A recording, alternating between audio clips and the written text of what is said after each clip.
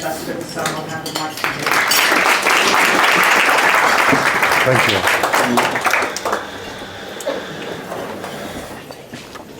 Assalamu alaikum.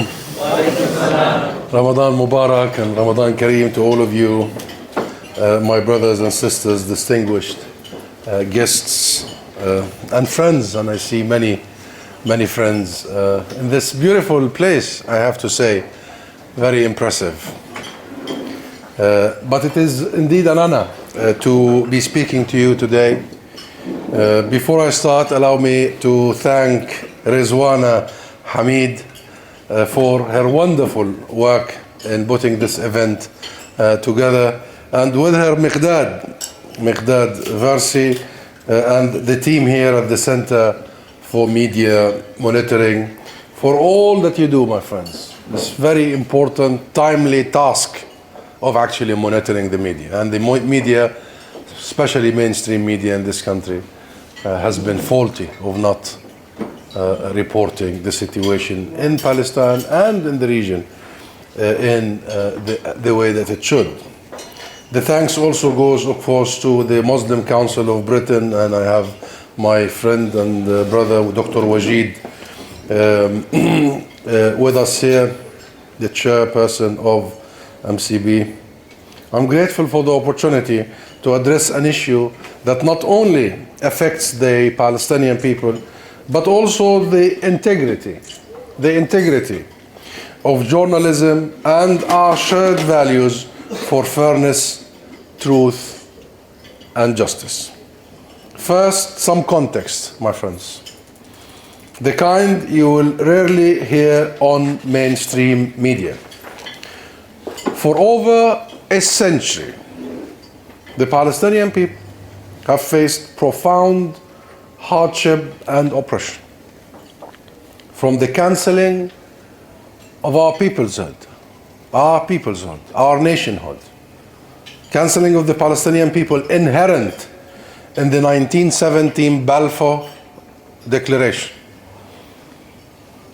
and what followed of the British mandate of Palestine 2 years later in 1919, through the ethnic cleansing of Palestine in 1948, which left 2/3 of our people displaced from our homes and land, becoming refugees in our own homeland like Gaza and the West Bank, but also scattered around neighboring countries like Jordan, like Lebanon, Syria.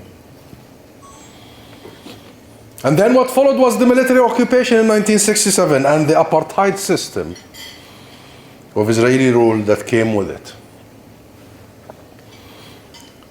To 15 months of genocide and genocidal aggression in Gaza, starting in October 2023, that we are now seeing being replicated in the West Bank. And I've just returned from the West Bank. Our history has been a history of struggle for our rights, for human dignity, and for justice. Specifically, we have been denied three fundamental rights. First, our right to self-determination. Second, our right to return to our homes. Third, our right to be treated equally. These are natural rights, my friends, enshrined in international law and international human rights law, and should apply to everyone. They should not be asked for. Inalienable rights, birthrights. And yet, despite this history of struggle, despite its grounding in international law and human rights, despite the support of the entire world, including the UK, for Palestinian statehood, despite an Oslo peace process that was meant to be concluded in 1999 already, and was reinforced by the 2002 Arab Peace Initiative, We are nowhere near. In fact, Israel is more determined than ever in words and deeds to obstruct any possibility of Palestinian self-determination, let alone the right of Palestinian refugees to return to their homes.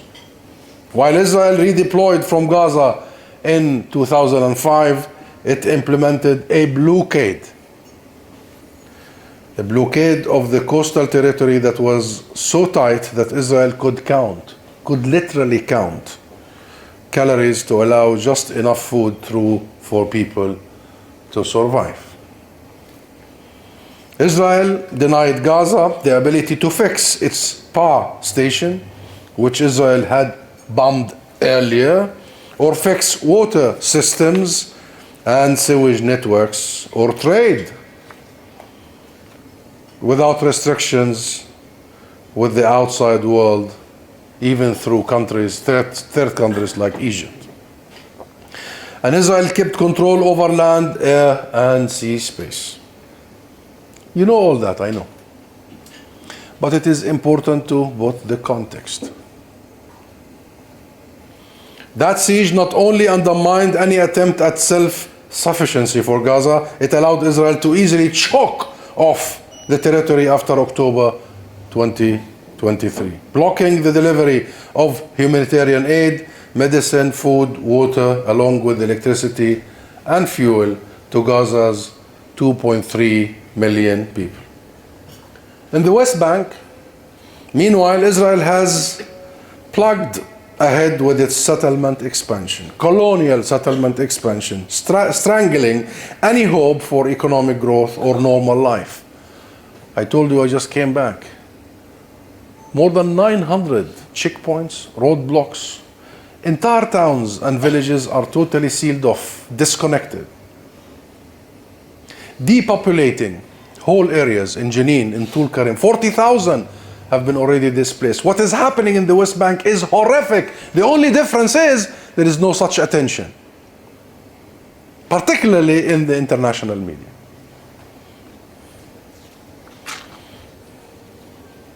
While still in the West Bank, shaping an apartheid system of rule that sees Israel settlers enjoy more rights. Actually, the only segment of people who live in the West Bank, of course illegally, are the settlers who enjoy rights. The Palestinians who live in their own land enjoy no rights whatsoever. The Palestinians live under martial law in the West Bank, while Israeli illegal settlers are subjected to Israeli civil law. Today, with its aggression on the northern West Bank, Israel has, as I just said, displaced 40,000 to add to the 1.9 million it has already displaced in Gaza over the last year and a half. The vast majority of those have nowhere to return, my friends, with some 2/3 of Gaza's housing stock damaged or destroyed. Let me just point out that settlements under international law are considered war crimes. That's the definition of illegal settlements. It is a war crime. The indiscriminate bombing of civilian areas, carpet bombing, as former US President Joe Biden described Israel's bombardment, carpet bombing is a war crime. The denial of food, water, electricity, and fuel to a civilian population is a war crime. Indeed, Israel's occupation, as per the International Court of Justice, is unlawful and must end in the shortest possible time. These are the words of the highest court of the globe. So, my distinguished guests, you would know very little of this if you were confined to consuming mainstream British media. There is barely nothing of by way of context when it comes to coverage of Palestine. There is barely nothing by way of context when it comes to coverage of Palestine. When the BBC decided to describe the health ministry in Gaza as the Hamas health ministry, this was justified as providing context. Right? Why not preface every mention of Israel's occupation with the word unlawful. This is not me saying, or you saying, this is the International Court of Justice saying.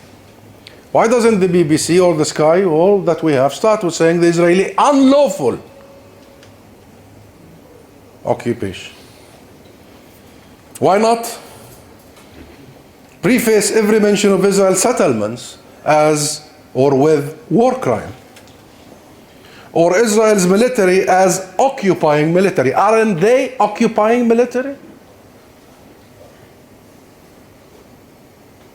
Isn't there a global consensus on these terms? Isn't this the UK policy actually? And law? Why not report when talking about Netanyahu that he is wanted by the International Criminal Court for war crimes and crimes against humanity? I bet you if there was any other international foreign leader who is wanted by the ICC, the BBC or any other mainstream would say X who is wanted by. If you want to talk context here.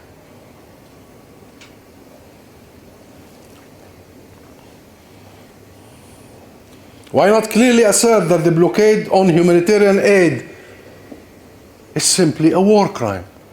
It's a crime against humanity. To starve children for political ends, to use food as a weapon of war is a crime against humanity.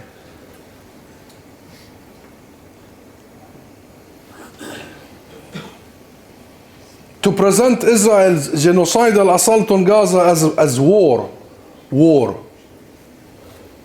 as if two standing armies are facing off against each other, is a deeply distorted description of the reality.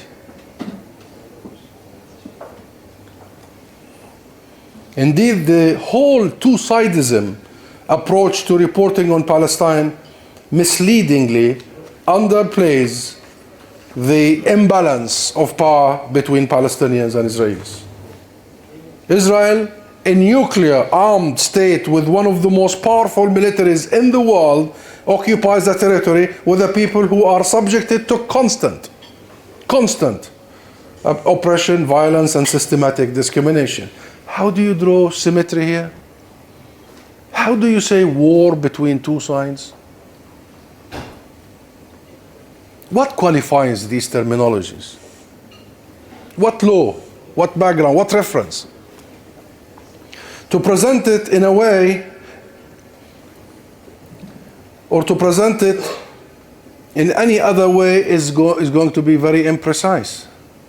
Because, this isn't a war. This is an aggression against, by and large, civilians. And look at the numbers. Look at the numbers. More than 70% of those who were murdered in Gaza are women and children. Now the 30% doesn't mean anything because there are so many innocent men. The fathers and the brothers and the sisters.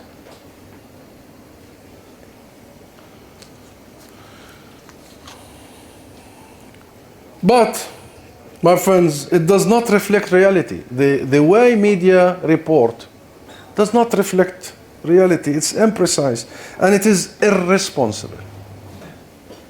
So to present it in any other way is imprecise, it does not reflect reality, and it is irresponsible.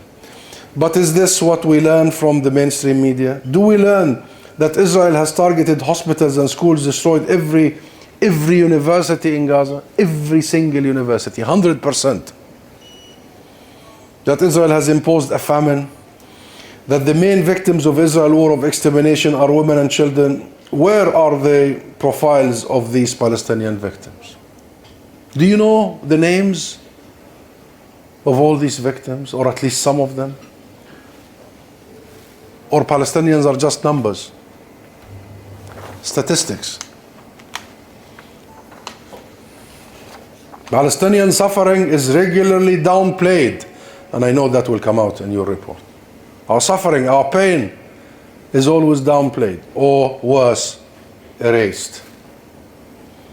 When Palestinian civilians are killed or wounded in Israeli airstrikes, we hear of casualties rather than victims. And that's why I was among many a year and a half ago when I was asked about, do you condemn? And when I was asked about the 7th of October, I said, okay, we're happy to talk, and we should talk. And of course, we are all against killing civilians or targeting civilians. That's our DNA. But where were you on the 6th of October when the UN declared that that was the deadliest year for Palestinian children, not in Gaza, in the West Bank? By Israeli occupation forces, of course. Where were you? Why didn't you bring us to the studios? Why didn't you bring Israeli officials to the studios and ask them to condemn what their government and what the army is doing? You see the double standards. You see the hypocrisy. You see the selectivity. And when they interview Palestinian officials, it's almost like an interrogation rather than an interview. They interrogate us. You have to come clean. You have to prove yourself. You are guilty unless proven innocent. Starting point.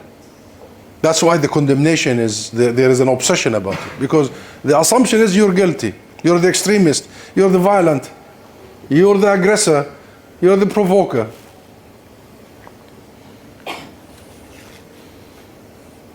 We hear a lot about Israeli hostages, but very little about Palestinian detainees, which mainstream media tend to refer to as prisoners, Palestinian prisoners. I'm sure all of you read this, hear this, prisoners. And prisoners give you the impression that those are a bunch of criminals. Right? It's meant, it's deliberate. When in fact the whole world, and go back to all the reports, the majority of Palestinians in Israeli prisons are rounded without charge, without any due process. Some of them are children. And those who have gone through a process, gone through some sort of a military court. And by the way, the conviction rate in the military courts is 99%. Can you imagine? 99%. And then the BBC still calls them prisoners?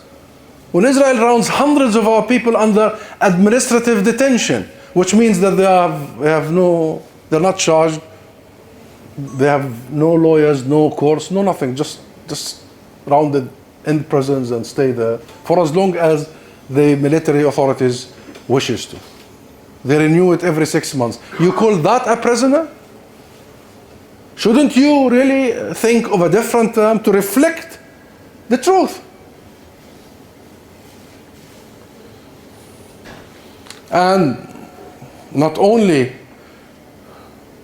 are people in Israeli jails, are detained, are captives, are also hostages to the Israeli military system and military courts. But Palestinian detainees, according to the UN, and the UN Commission released its report only a few days ago, are suffering sexual abuse in detentions so severe, my brothers and sisters, so severe that, and I quote, the report says, it is more than a human can bear. We have seen videos of Palestinian detainees being gang raped, and I'm sure some of you have seen these videos. Gang raped inside Israeli prisons.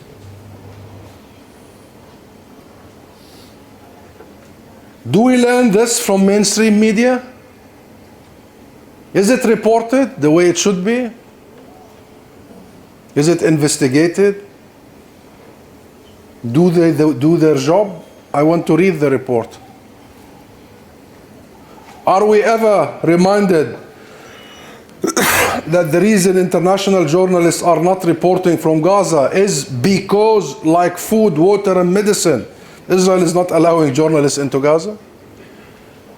Shouldn't we every morning start when we talk about Gaza that until the 470 day, the BBC or the Sky or this and that are still blocked and deprived or denied access to Gaza? Shouldn't that be the headline every time? At least to provide pressure?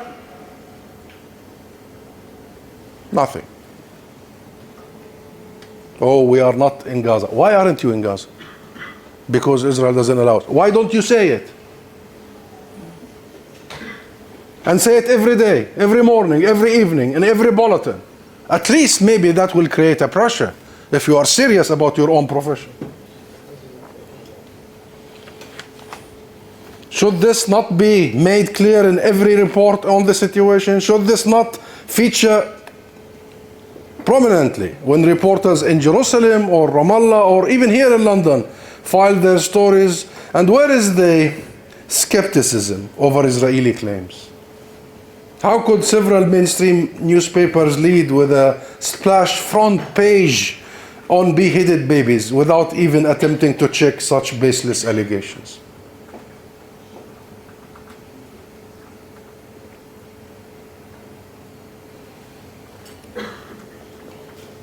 Of course, sometimes reality seeps through. Most recently, we saw one of the rare instances where Palestinians are humanized.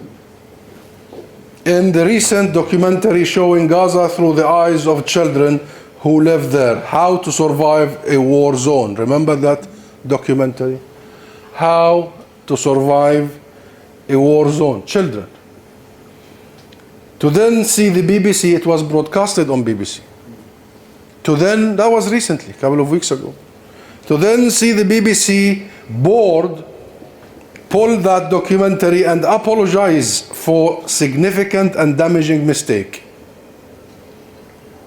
is really infuriating for me as a Palestinian.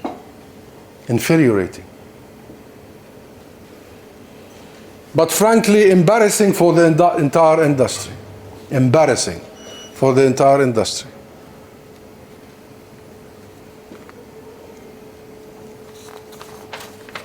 Because the father of one of the children in that film was a part of the Gaza agriculture ministry. Really? That was the reason why they pulled it out.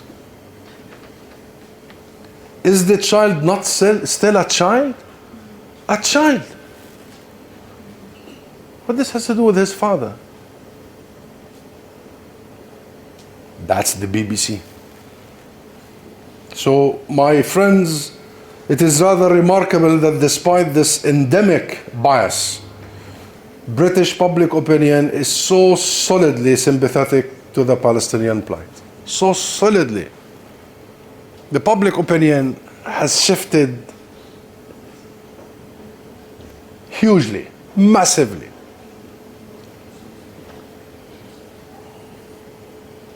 So public opinion has been vociferous enough that it compelled the government to take some steps, serious steps, including limited sanctions on settlers and settler organizations and partial arms embargo. Imagine